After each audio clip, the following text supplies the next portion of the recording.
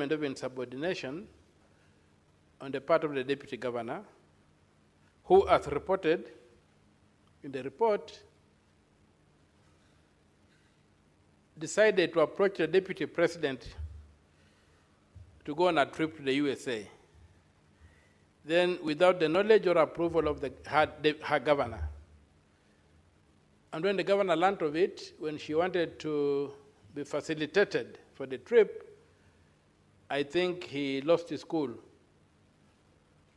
I also think that the committee should have condemned that insubordination, which it did not, even if the governor overreacted, because then the other thing of governors being facilitated, deputy governors, the law is very clear. When you look at the election of although the law does not clearly state the functions, the Constitution does not state the functions of a deputy governor, but you can glean them from what the Constitution says about the deputy president. In Article 147 of the Constitution, it is clearly stated that 1, the deputy president shall be the principal assistant of the president and shall deputize for the president in the execution of the president's functions. 2, the deputy president shall perform the functions conferred by this Constitution and any other functions of the president as the president may assign. 3, subject to Article 134, when the president is absent or is temporarily incapacitated, and during any other period that the president decides, the deputy president shall act as the president. The deputy president shall not hold any other state or public office. Mr. Speaker, sir, if that was to be if that was to be understood in its clarity, you would realize that a deputy governor is nothing more than a spare wheel, for lack of a better image. Like on a vehicle, you have a spare wheel that comes into play when one of the wheels is incapacitated or is not functional. This idea that deputy governors can stand apart from a governor is untenable, because it is going to create two centers of power. And that will not be good. The governor and the deputy governor are one ticket. There's one center of power in the county, and the deputy governor must realize that there's no shortcut to the governorship. If they wanted to be governors, they should run as governors. They should not seek to be governors through the back door. To be a deputy is as defined in the law. So I don't see any other functions that can be assigned to a deputy governor beyond what the Constitution lays out for a deputy president in Article 47, taking into consideration all the changes and alterations that may be required. In the question of mutual respect, I support that there has to be mutual respect, and where there's any misunderstanding, I think if there's mutual respect, it will be resolved. The other question that comes in is the question of budgetary allocations. I think the people who make the budget are MCAs, and if there's any group that has to be helped to understand maybe how to allocate funds and stuff, could be the MCAs who could allocate funds. I remember the national government used to have funds allocated directly to the office of the deputy president and to the office of the president, although sometime it changed. And maybe what we could do would be to allocate funds directly in the budget, so that the deputy governor does not depend on funding from the governor, but he has got his office is recognized as an office that exists as a governor in waiting or a governor in times of emergency, and it is fully facilitated right from the budget. And maybe we may need to look at our budget making process to ensure that we put in place structures where these offices are funded and facilitated to operate. But no functions beyond being deputy governor should be assigned to a deputy governor. You have situations that arise where the question of the office of the deputy governor is abused. You have seen in this particular case that the deputy president shall not hold any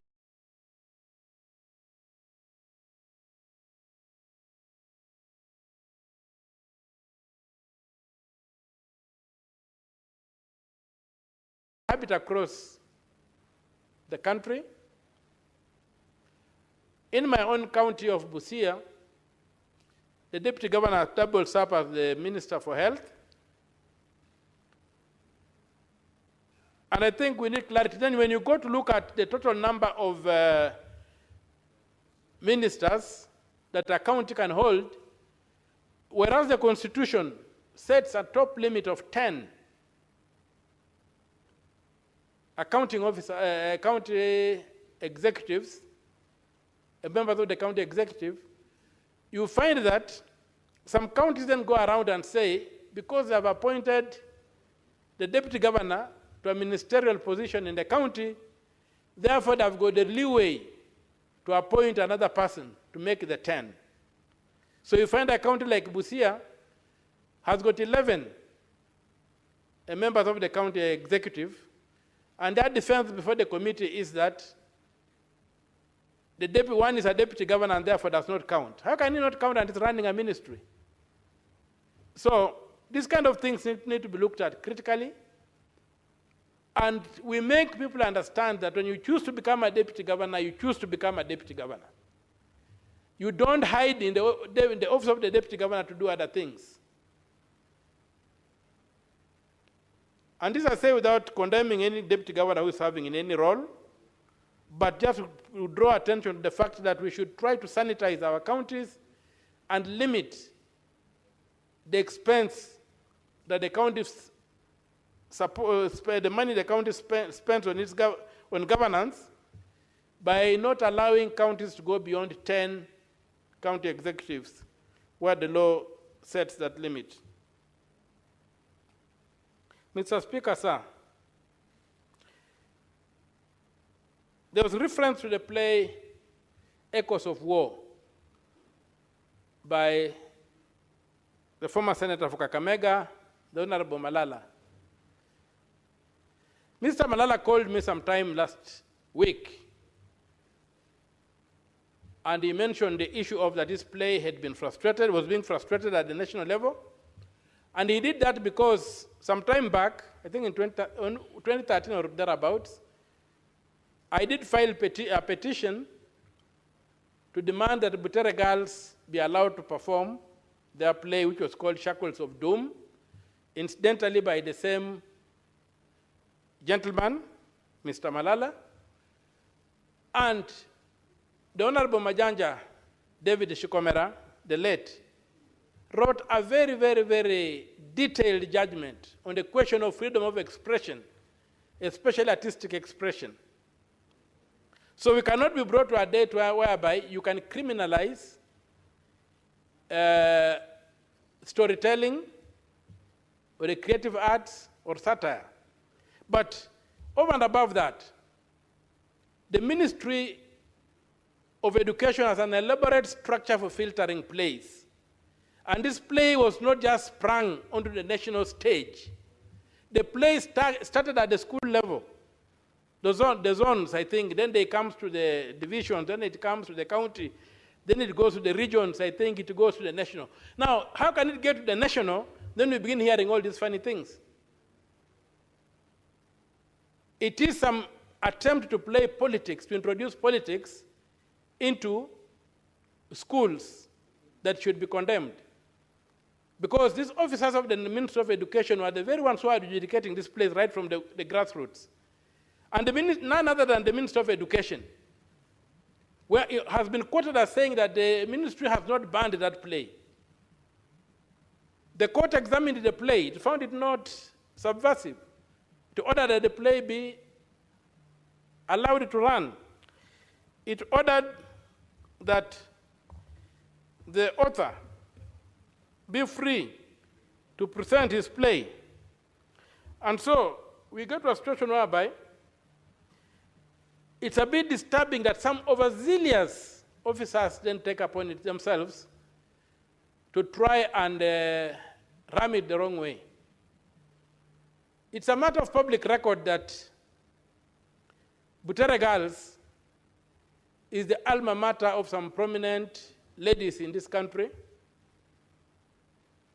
And some of those ladies are supposed to have been vexed by the fact that their former schools are being associated with this kind of performance, and that they are behind the overreach by the security forces to try and frustrate the play, even when the Minister for Education has gone on record to say that they did not ban that play.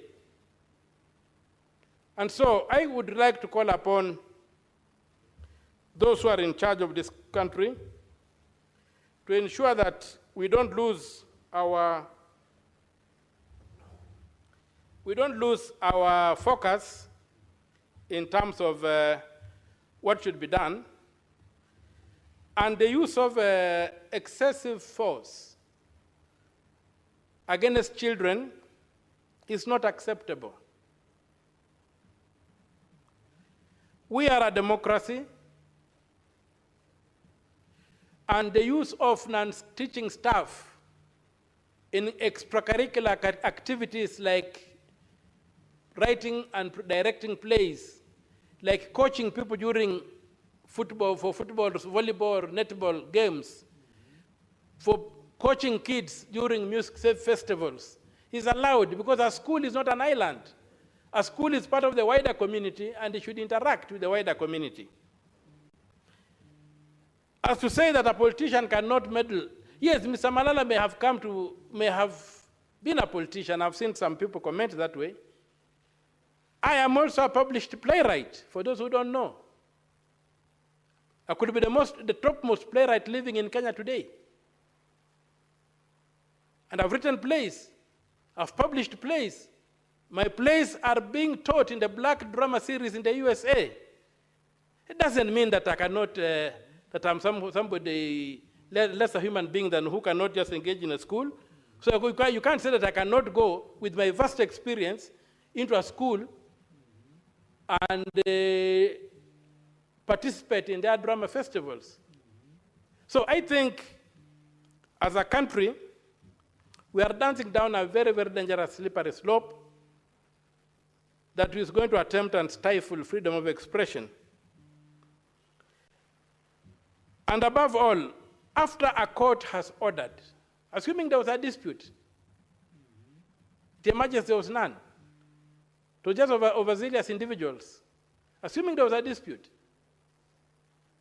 and the court has resolved that dispute by giving specific orders, we cannot afford to defy those orders. If you don't agree with the orders, go back to the court that issued them and demand that they be lifted. Don't try to take the law into your own hands and do whatever you want to do. So, in terms of insubordination that we are also talking about in this particular motion, I feel that this culture of insubordination to legitimate authority needs to be addressed so that we do not end up being our own enemies. We do not end up harming the fabric that holds this country together, and we proceed to encourage the creative arts to help us look at ourselves and to help us understand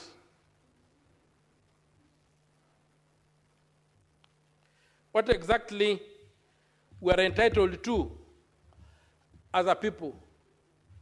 The Echoes of War is a beautiful script whose performance should be allowed to go free of charge, and the arrest of the author and the detention of the author, the former Senator for Kakamega, Mr. Malala, is something that I condemn in the strongest terms possible, and I pray that those who did that be brought to book. And I think this is one thing that will deserve a motion being brought to this House or a statement being brought to this House so that we can understand what is happening in Nakuru.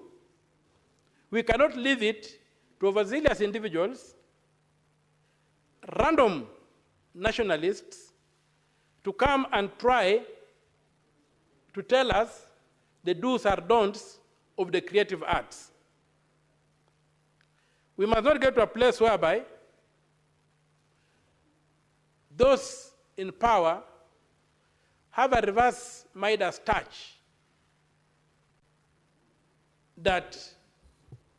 Senator Omtata, Yes. just as a matter of guidance, if you could please follow Standing Order 120, relevance and repetition.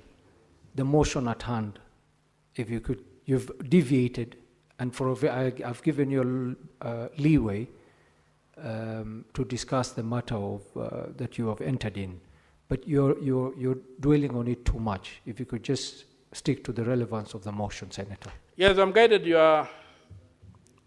Mr. Speaker, sir, I'm guided by your wisdom. To wind up, I say that I was just going to say, to bring up together an analogy that the genesis of the dispute in Trans Nzoia was not being addressed. When I looked at the report, the governor had said clearly that he and the deputy had very good working relationships until he learned that the deputy governor had gone to the deputy president and gotten a trip to go to the USA and wanted funding from the county. And as his assistant, I think he should have begun by getting clearance from the governor to do that. And this insubordination was at the root of it. And I noticed that the report by the committee did not dwell on that. Finally, there was a report to the DCI, which made this matter to be a matter under active investigation. There was no feedback in the report about what the findings of the DCI were and what was the outcome of that complaint to the DCI, whether it was withdrawn or not. I've not seen it in the report. And so, from where I stand, I'm unable to support this report, and in my submission, I oppose the report for being inadequate, for failing to exhaust the issues before it. With those few remarks, Mr. Speaker, I return the mic, and I thank you for the opportunity to address you. Thank you, Senator. Senator Tabitha Mutinda. Thank you so much, Mr. Speaker. And first, allow me to really appreciate the committee